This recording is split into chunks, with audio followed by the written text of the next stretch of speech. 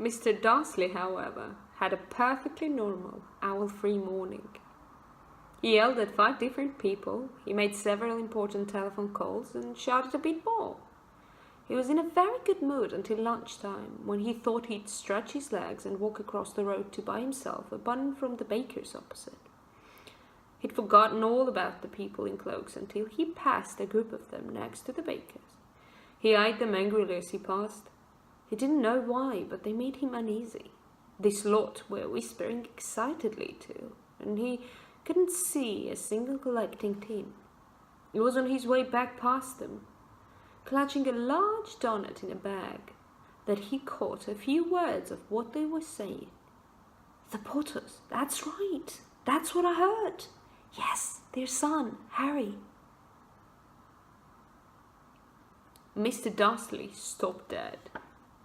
Fear flooded him.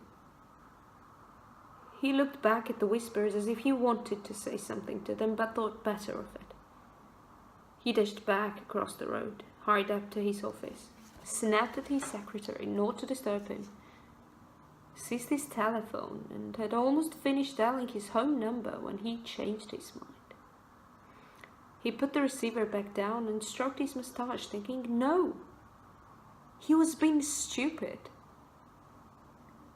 Potter wasn't such an unusual name. He was sure there were lots of people called Potter who had a son called Harry.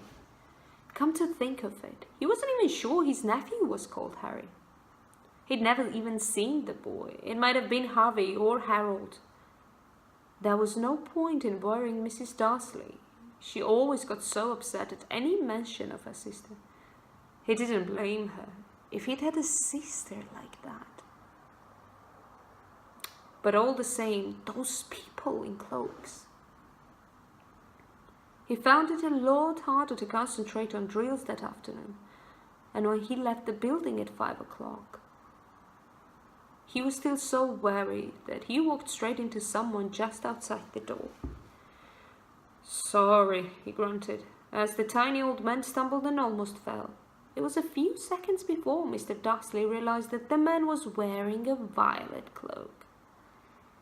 He didn't seem at all upset at being almost knocked to the ground. On the contrary, his face split into a wide smile, and he said in a squeaky voice that made passers-by stare,